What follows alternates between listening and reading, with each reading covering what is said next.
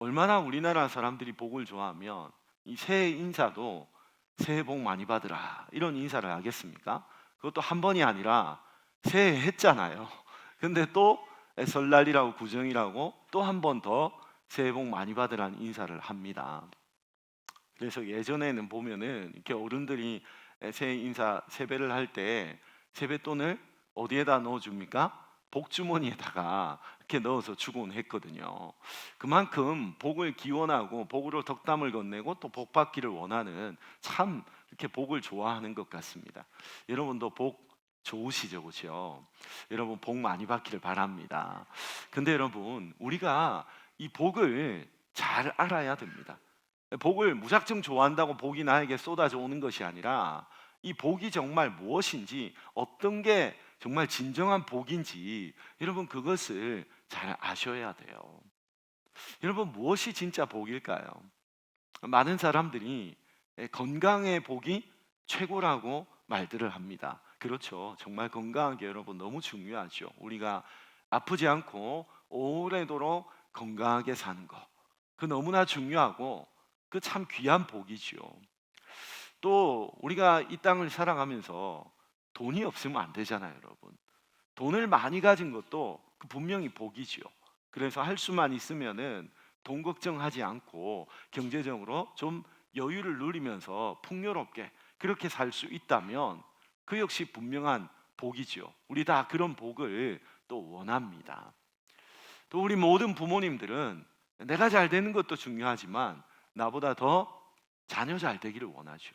그래서 우리 자녀가 좋은 학교에 가고 좋은 직장에 취업하고 또 좋은 사람을 만나서 결혼해서 가정을 행복하게 잘 꾸려나가면 그게 이 세상 모든 부모님들이 원하는 정말 그런 복이죠. 우리 자녀가 잘 되는 것.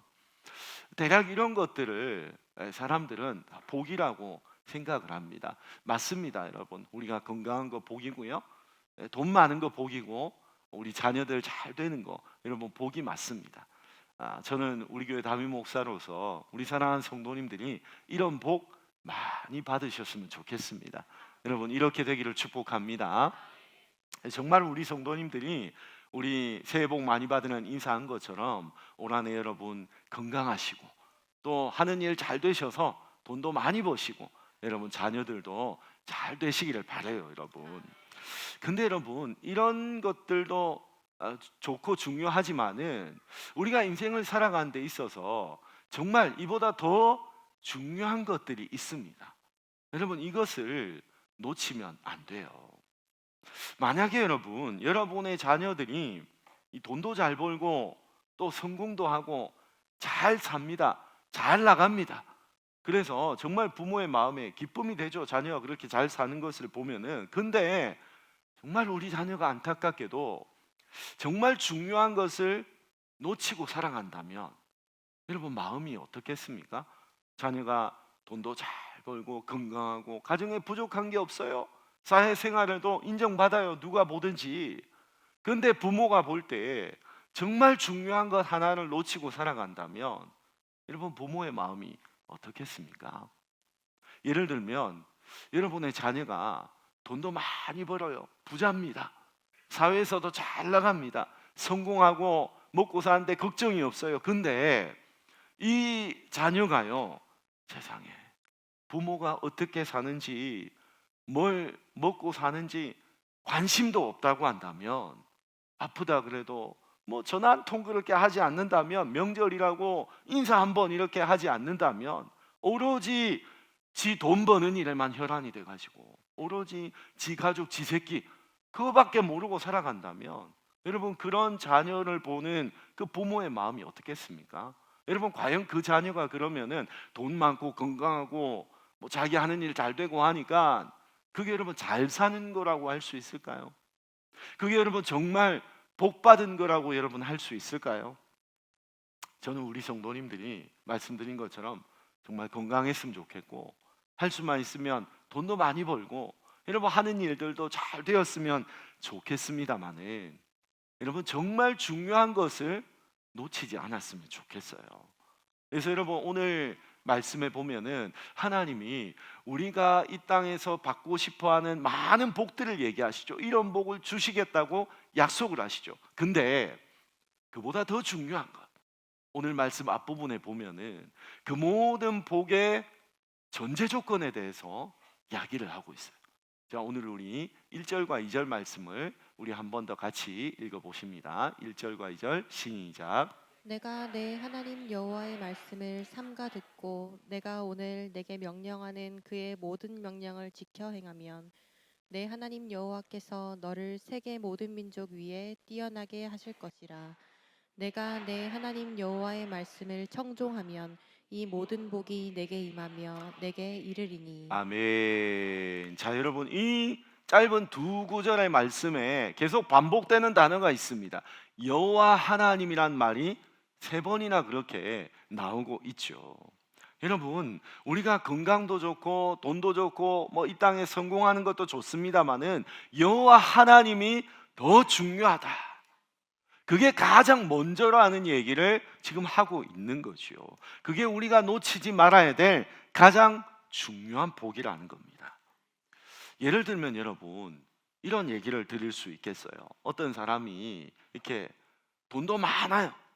건강도 하고 또 성공도 해서 나름대로 남부럽지 않게 그렇게 살아가는 사람이 있다고 하십시다. 근데 여러분, 남편이 너무 싫은 거예요.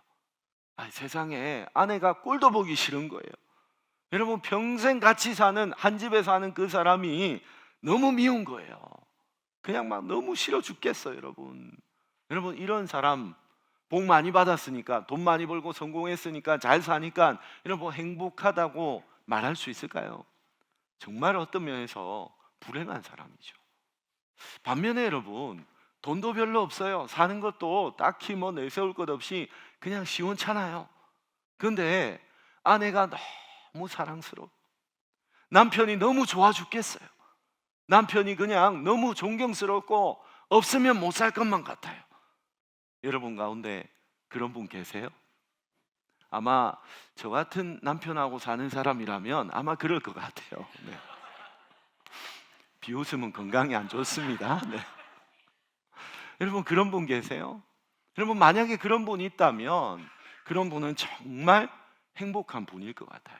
여러분, 이런 게 진짜 복이지요.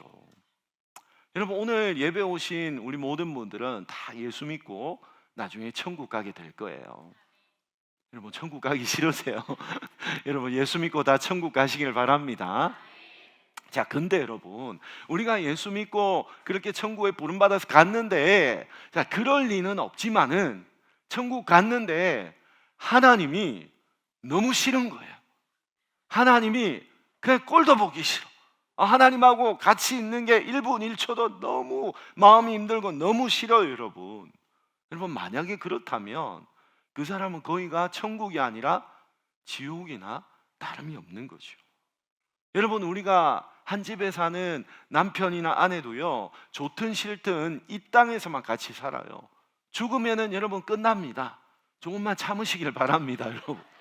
여러분, 근데 천국은 여러분 죽지도 않고 영원히 살아야 되는 곳이잖아요. 근데 그 천국에서 만약에 하나님이 너무 싫다면은 여러분, 거기서 어떻게 우리가 행복하게 살 수 있겠습니까? 그런 사람에게는 거기가 천국이 아니라 지옥이나 다름없는 거죠. 그래서 여러분, 우리의 진정한 복은 뭐냐? 하나님을 사랑하는 것이 진짜 복이라는 거예요. 내 사랑하는 주님과 함께 영원히 함께 동행하면서 그분을 찬양하며 그분을 사랑하고 그분의 사랑을 받으며 살아가는 그것이 진짜 복, 영원한 복이라는 것을 여러분 믿으시기를 바랍니다.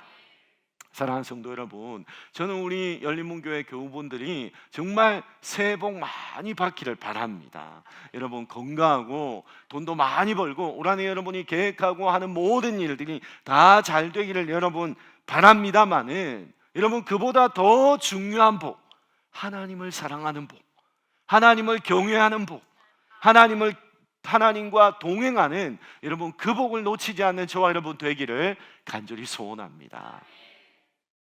자, 그래서 여러분, 오늘 말씀에 보면 하나님이 그렇게 하나님을 경외하고 사랑하는 사람에게는 이 땅에서 우리가 받고 싶어하는 그 모든 복을 주시겠다고 하나님 약속하고 있어요.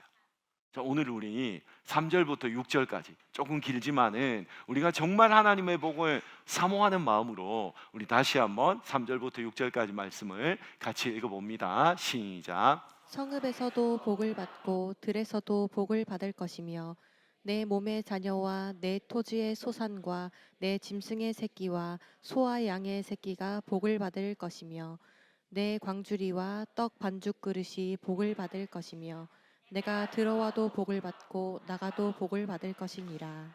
아멘. 정말 그냥 읽기만 해도 여러분 기분이 좋아지는 말씀 아닙니까? 사랑하는 성도 여러분, 여러분에게도 이 복이 있기를 주님의 이름으로 축복합니다.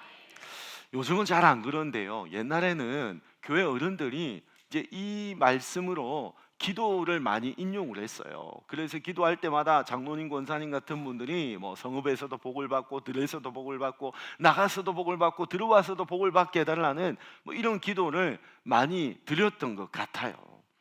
근데 여러분, 이 중에서 좀 제가 특이하다고 생각하는 게 이 5절 말씀이에요. 5절 말씀. 내 광주리와 떡반죽 그릇이 복을 받는다. 그렇게 얘기를 해요. 솔직히 굳이 뭐 거기까지는 복을 안 받아도 될 것 같은데 내 광주리와 떡반죽 그릇이 복을 받는다. 왜 이런 얘기가 있을까?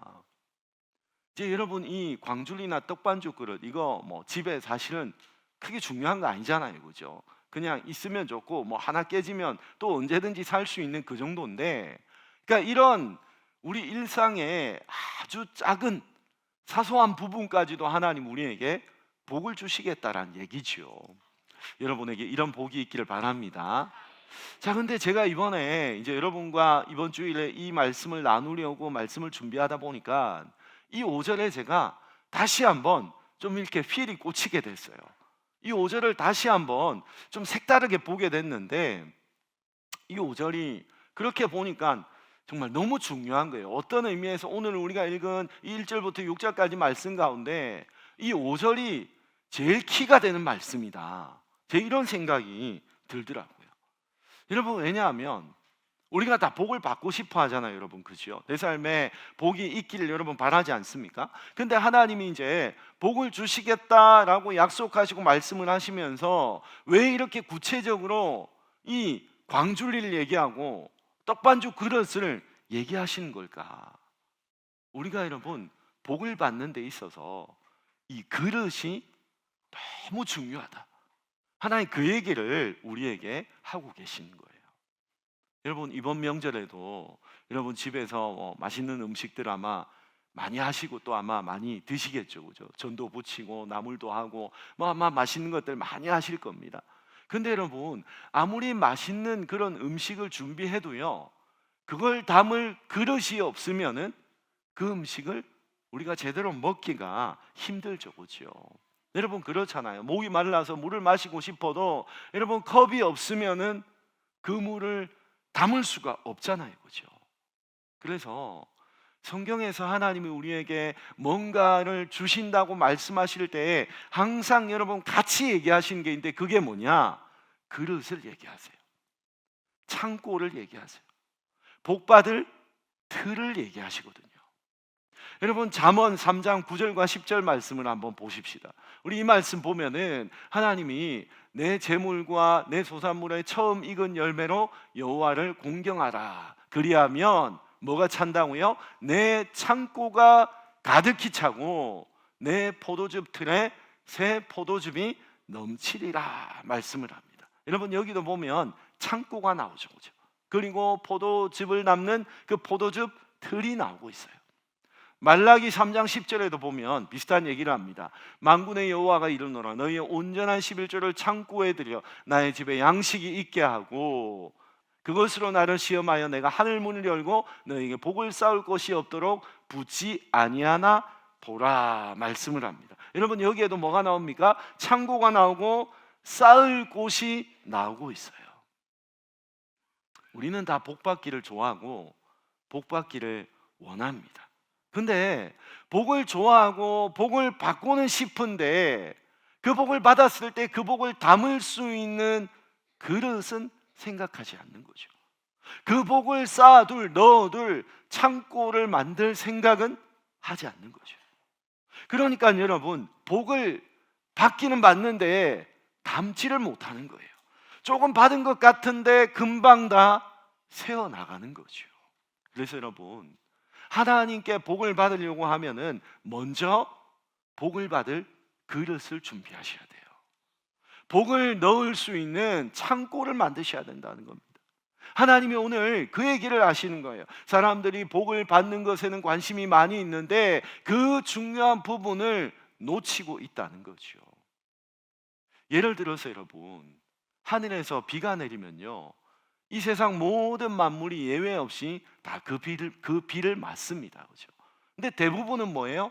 그 비를 한 번 맞고 시간이 지나면, 하루 이틀 지나면 그냥 끝납니다. 그죠? 근데 지혜로운 인간은 여러분, 저수지를 만들고 댐을 만들어서 그 빗물을 받아두죠. 그러면 어떻게 돼요? 그 저수지에 있는, 그 댐에 있는 그 물을 통해서 전기를 만들어내는 전력으로도 쓰일 수 있고요, 농사를 짓는 데 필요한 물을 공급하는 용수로도 여러분 사용할 수가 있는 거죠. 근데 대부분 인간 말고는 다른 모든 이 땅의 피조물들이 똑같이 비를 맞는데 한 번 맞고 끝나는 거죠. 마찬가지로 여러분, 우리의 인생 가운데도 그렇다는 겁니다. 하나님이 주시는 복을 한 번 받고 끝내는 것이 아니라 그 복을 담아낼 수 있는 믿음의 저수지, 믿음의 창고, 그 믿음의 댐이 있어야 된다라는 거죠. 우리가 그것부터 준비해야 된다는 거예요. 자, 그렇다면 그 믿음의 저수지, 그 믿음의 창고 댐은 어떻게 만들어낼 수 있느냐? 먼저 하나님께 드릴 때에 만들 수가 있다라는 거예요.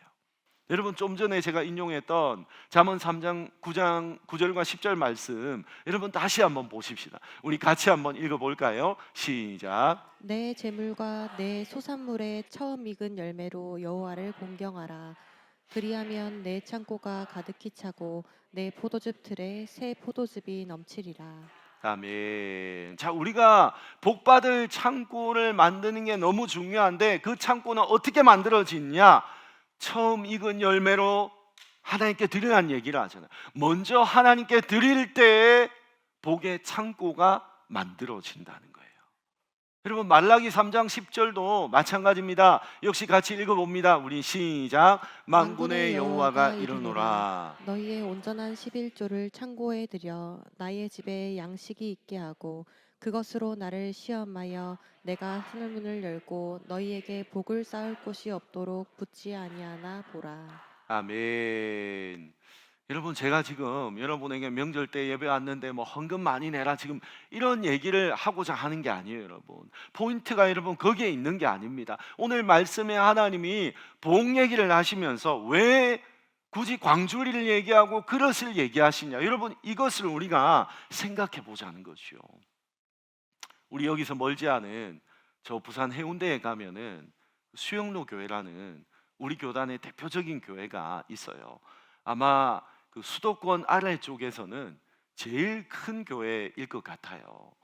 근데 그 수영로 교회를 이제 개척을 하고 그렇게 대형 교회, 정말 좋은 교회로 이렇게 성장을 시키신 분이 정필도 목사님이란 분이 은퇴하시고 원로 목사로 추대를 받고 이제는 지금은 이제 소천하셔서 하늘나라에 가셨죠. 근데 이 정필도 목사님이 이렇게 정말 목회를 잘하셨고 이제 저희 목회자들에게는 정말 따라가고 싶은 훌륭한 스승 같은 그런 분이에요. 근데 이 정필도 목사님이 수영로 교회를 이제 목회를 하실 때 여러분 그렇게 목회를 잘하시고 교회가 부흥하고 막 성장을 하니까 전국에 이제 수많은 목사님들이 그분에게 목회를 배우고 싶어서 많이 찾아가고 물어보고 막 그렇게 했었어요. 근데 하루는 어떤 목사님이 이 정필도 목사님을 찾아와서 물어본 거예요. 목사님처럼 그렇게 목회를 잘하고 수영로 교회처럼 교회가 부흥하고 성장하고 교인들이 많이 모이는 나도 그런 목회를 하고 싶은데 목사님, 목회를 어떻게 하면 되겠습니까? 어떻게 해야 그렇게 교회가 부흥하고 성장하겠습니까? 그렇게 물었더니 이 정필도 목사님이요, 뭐라고 대답을 했냐면 정말 말도 안 되는 얘기를 했어요. 뭐라고 했냐면 교회를 크게 지으세요, 그렇게 얘기를 했대요. 여러분, 말도 안 되는 얘기잖아요. 교회를 크게 지으랍니다. 그러면서 이분이 뭐라고 덧붙였냐면 교회를 크게 지으면 하나님이 채워주십니다. 여러분, 단순히 교회 부흥하고 싶고 성장하고 싶으면 교회 크게, 예배당 크게 건축하면 된다, 여러분, 그런 의미가 아니잖아요. 이 교회를 크게 지으라는 말 속에는 이 정필도 목사님의 목회 철학이 거기에 담겨져 있는 거죠. 여러분, 생각해 보십시다. 교회를 크게 짓는다는 건 여러분 어떤 의미일까요? 여러분, 교회가 크게 지어지려면은 여러분 그냥 되는 겁니까? 아니잖아요. 그 교회를 섬기는 목회자와 직분자와 성도들의 여러분 그 눈물겨운 헌신이 있지 않고서는 절대 그런 교회당이 지어질 수가 없지요. 여러분, 우리 열린문교회 예배당도 마찬가지잖아요. 우리 이 예배당을 건축할 때 아마 저는 없었지만 아마 그 당시 많은 성도님들이 정말 하나님 앞에 기도하고 헌신하면서 눈물로 이 예배당을 그렇게 건축했던 걸로 알고 있어요. 근데 이 정필도 목사님은 교회를 어떻게 지으라 그랬어요? 크게 지으라 그랬잖아요. 여러분, 그러니까 하나님께 먼저 드리는데 크게 드리라는 겁니다. 크게 헌신하라는 거죠. 그래서 그 믿음의 그릇을 크게 해야 된다는 거예요. 그래서 더 많이 헌신하고 더 많이 희생하고 그렇게 하나님께 드릴 때 하나님이 그 믿음의 그릇에 넘치도록 채워주신다는 겁니다. 아멘이 별로 없으시네요, 그렇죠? 네. 여러분, 저도 목회를 하다 보면 참 안타까운 성도님들을 보게 될 때가 있어요. 어떤 분들이냐면 하나님께 뭔가를 받아내려고만 하는 사람들, 마치 하나님을 무슨 빚쟁이처럼 취급하는 분들이 있어요. 하나님께 뭔가 얻어내려고만 하고 악착같이 받아내려고만 하는 그런 분들을 보게 될 때 참 마음이 안타까워요. 여러분, 그게 아니에요. 하나님께 내가 뭘 드릴 수 있을까? 내가 하나님을 위해서 무엇을 헌신할 수 있을까를 먼저 생각하셔야 됩니다. 그게 여러분 뭐냐 하면 믿음의 그릇을 준비하는 거죠. 사랑하는 성도 여러분, 믿음의 그릇을 크게 하시기를 바랍니다. 그래서 하나님 앞에 더 많이 헌신하고 더 크게 드릴 때에 여러분 하나님이 그 믿음의 그릇 위에 더 큰 것으로 넘치도록 채워주실 줄 여러분 믿으시기를 바랍니다. 우리 지난 주일 3부 예배 때 우리 다음 세대 진로와 학업에 대한 세미나를 했었는데 저는 깜짝 놀랐어요. 왜냐하면 정말 많은 분들이 오셨거든요. 우리 광고를 사실 많이 안 했거든요. 저는 그저 담임 목사로서 우리 아이들이 이 학업을 통해서 꿈을 발견하고 비전을 발견하고 그 꿈에 정말 그 꿈을 하나님 뜻 안에서 펼쳐나갈 수 있으면 좋겠다, 이런 소박한 마음 가지고 우리 아이들에게 필요한 게 뭘까, 그래서 제가 아는 강사분을 이제 모셔가지고 학업에 대한 좀 좋은 도움을 주면서 또 신앙적인 얘기도 이제 나누어 보고 싶어서 그런 세미나를 준비를 했는데 너무 많은 분들이 왔더라고요. 우리 교회를 다니지 않는 다른 초등학생부터 해서 학생들 하며 또 학부모님들까지 아마 제 생각에 오늘 예배 오신 분들보다 더 많이 왔던 것 같아요. 이 예배당이 꽉 차가지고 제가 깜짝 놀랐었어요. 그리고 이 강사님이요, 원래 1시간 강의하기로 했는데 너무 열정이 넘쳐가지고 이분이 2시간을 강의했거든요. 여러분, 제가 오늘 2시간 설교하면 여러분 어떻게 될 것 같습니까? 근데 여러분 놀라운 것은 이분이 2시간 강의했는데 여러분 거기에 이 예배당 꽉 채워서 앉아있던 그 학부모님들은 물론이고 그 모든 학생들, 중고등학생들 또 심지어 초등학생들까지요, 눈빛이 초롱초롱하게 한 사람도 여러분 그 강의에서 막 지루하거나 중간에 나가거나 이런 사람이 없더라고요. 평소에 우리 저 3부 예배 드릴 때 보면 아이들 눈이 흐리멍텅하거든요. 그래서 제가 우리 3부 때 말씀 전한 우리 부목사님들 저 역시 마찬가지 반성할 게 많다 이런 얘기를 했어요. 아이들이요 초롱초롱하게 그 2시간 동안 집중을 하더라고요. 근데 그때 이제 오셔서 강의해 주신 이제 강사님이 윤혜정 선생님이라고 이제 공립학교 선생님인데 소위 말하는 일타 강사, 우리나라 최고의 일타 강사인 아주 좀 특이한 분이세요. 이분 잘 모르는 분들이 또 계실 것 같으니까 한번 이분에 대한 우리 최근에 뉴스에 나온 영상인데 150만 수험생들의 날개가 되어준 윤혜정 선생님입니다. 공립학교 국어교사이자 19년 차 EBS 강사 윤혜정 씨. 윤 씨는 사교육계의 연봉 100배 제한을 거절한 교사로 알려져 있는데 그 이유를 직접 밝혔습니다. 이게 이제 사교육계에서는 연봉의 100배의 스카우트 제의를. 윤 씨는 제가 평상시에 생각하지 못한 좋은 조건들을 말씀해 주셨다면서도 학교 교사고 사교육으로 갈 생각이 전혀 없으니까 아예 생각 없다고 말씀드렸다고 답했습니다. 그러면서 나중에 생각해보니 제시하신 계약금이 제 연봉의 100배더라. 내가 큰 걸 거절했구나라는 생각이 들긴 했다고 덧붙였습니다. 큰 금액에 흔들리거나 후회하지 않았냐는 질문에는 신기하게 별로 안 흔들린다며 화면으로만 보던 자신을 신기해하는 아이들을 보며 이렇게 말한다고 답했습니다.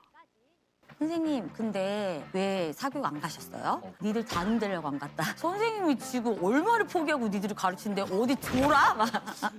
윤 씨는 또 아침 7시에 출근해 자료를 준비하고 7교시까지 수업한다며 정규 수업이 4시에 끝나면 그 이후 시간을 쪼개 EBS 강의를 준비하고 촬영한다고 말했습니다. 그러면서 두 아이의 엄마기도 해 많은 역할이 생기다 보니 잠을 줄이는 수밖에 없다. 일주일 중 금요일 하루만 잤던 것 같다고 말하기도 했습니다.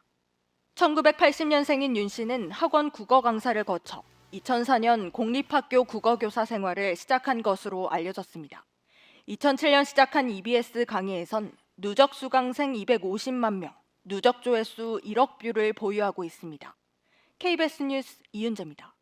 네, 아주 대단한 분이죠, 그렇죠? 그래서 이분이 여러분 금요일 하루만 잔다 그러잖아요. 시간이 없는 분이거든요. 실제로 우리 교회 이렇게 기차 타고 내려오실 때도 이제 저에게 그 강의한 그 PPT를 보내주신 시간이 주일날 강의였잖아요. 근데 주일날 새벽 4시 반인가 그랬어요. 그때 강의를 이 PPT로 보내주셨어요. 그러니까 정말 잠을 자지 않고 이렇게 학교 일, 또 이 EBS 강의, 또 학생들을 직접 만난 여러 강연들, 이렇게 전국의 수많은 학생들과 학부모들에게 엄청난 영향을 주고 있는 이제 그런 분이거든요. 이렇게 지방에 와서 사실 강의를 한다는 건 있을 수 없는 일이에요. 근데 이분하고 제가 이제 예전 교회에서 같이 신앙생활을 했거든요. 제가 이분의 그 교구 담당 목사였어요. 그래서 이분 결혼식도 가고 또 이분이 첫 출산 때 또 그때도 제가 가서 또 기도해드리고 이분의 집에 뭐 신방도 가고 그랬던 인연이 있어서 이제 부탁을 했더니 감사하게 이제 와주셔서 우리 학생들에게 꼭 필요한 정말 유익한 강의를 해주셨어요. 근데 이분이 이제 교회니까 자기 신앙 얘기를 좀 하셨거든요. 이분은 뭐 교회를 다니면서 간증을 하는 분이 아니에요, 여러분. 그 강연을 학업에 대한 강연을 하는 분인데 이제 교회 왔으니까 자기 신앙의 이야기를 조금 하셨는데 그 중에 제가 참 인상이 깊었던 게 그런 얘기를 했어요. 오늘날 보면 이분이 그렇게 전국의 수많은 학생들, 학부모들에게 거의 한 20년 이상 최고 일타 강사의 자리에서 엄청난 영향을 그렇게 끼치고 있잖아요. 근데 하나님이 왜 이렇게 자기를 사용해 주실까? 자기가 생각해 보니까 두 가지를 이야기하더라고요. 첫 번째는 자기가 아주 어릴 때 동생하고 이제 교회에서 여름 성경학교를 했는데 아마 그 성경학교 때 새벽 기도에 나오는 시간이 있었던 것 같아요. 근데 그 새벽 기도를 하는 날에 비가 옥수같이 쏟아졌대요. 비가 옥수같이 쏟아져서 막 어른들도 나오기 힘든 그날에 자기 동생의 손을 잡아 끌고 그 예배당에 나왔대요. 새벽 기도에. 근데 아무도 없더래요. 애들은 아무도 없고 어른 몇 사람만 있어가지고 깜짝 놀라면서 그 애들을 너네 어떻게 나왔냐? 예, 새벽기도 나오라 그래서 나왔다고. 아마 하나님이 그 하나님 사모하는 마음을 귀하게 보신 게 아닐까 그런 얘기를 하더라고요. 저는 그분의 그 신앙생활을 알잖아요. 같이 겪어봤잖아요. 그 바쁜 분이 이분도 새벽에 새벽 기도를 매일 나오는 분은 아니고 근데 특별 새벽 기도회나 이런 걸 하면 꼭 빠지지 않고 나와서 은혜를 사모하고요. 또 제가 이번에 이제 얘기를 들어보니까 얼마 전까지 한 4, 5년 이상 교회에서 또 목자로, 구역장으로, 요즘에 우리 교회가 이 소그룹 사회 강조하잖아요. 이 목자로도 그 바쁜 분이요, 그렇게 한 4, 5년을 섬기면서 살았대요. 야, 정말 대단하다 제가 생각을 했어요. 그리고 또 하나 이분이 얘기한 게 뭐냐 하면 자기 11조 얘기를 하더래요. 자기 남편분도 이제 사업을 하는데 남편과 자기가 11조 통장을 따로 만들어서 11조를 거기다 넣고 하나님 앞에 드리는데, 중요한 건 11조를 하는 게 중요한 게 아니라 11조를 하는 게 자기는 너무 기쁘대요. 저는 이분이 어떻게 11조 하는지도 겪었으니까 대충 알잖아요. 근데 그 적지 않은 금액을, 큰 금액을 11조를 하는데 그 마음이 너무 기쁘다는 얘기에 전 정말 참 감동이 되더라고요. 아, 하나님이 기뻐하실 수밖에 없겠다, 그런 생각이 들었어요. 그러면서 이분이, 제가 이제 제 아내랑 여기까지 직접 모셔다 드렸거든요. 근데 그날 우리 교회 강사비도 받지 않았어요. 제가 강사비를 수차례 그렇게 드렸는데 나중에는 그런 목사님 제가 받았습니다 하고는 감사원금으로 드리겠다고 다시 주시더라고요. 제가 그분을 역에다 이렇게 바래다 드리면서 돌아오는 길에 제 아내랑 그런 얘기를 했어요. 야, 세상엔 정말 믿음 좋은 분들이 참 많구나, 그런 얘기를 했어요. 여러분, 이 세상에 나쁜 인간들 참 많잖아요. 여러분, 그런 것만 보시지 마시고 신실한 사람, 믿음의 사람도 참 얼마나 많은지 몰라요, 여러분. 그러면서 제 마음에 그분을 보면서 시기심이 일어나더라고요. 나라고 왜 저렇게 못할까? 나도 하나님을 저분처럼 사랑하고 저분처럼 하나님께 쓰임받고 싶다, 이런 거룩한 시기심이 일어나더라고요. 사랑하는 여러분, 여러분 마음 가운데도 이런 거룩한 질투가 있기를 바랍니다.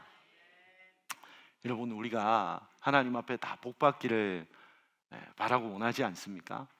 저는 여러분의 담임 목사로서 정말 우리 성도님들이 다 잘 되기를 원해요.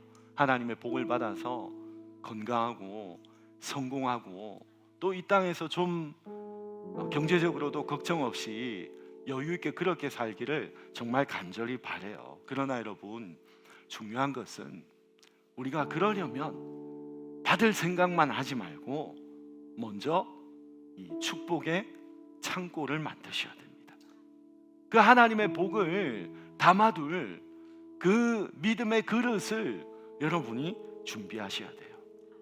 여러분의 삶을 하나님을 위해서 온전히 여러분 드릴 때 여러분, 하나님께서 그 믿음의 창고에 쌓을 곳이 없도록 쌓아 주실 거라고 하나님 약속하셨거든요.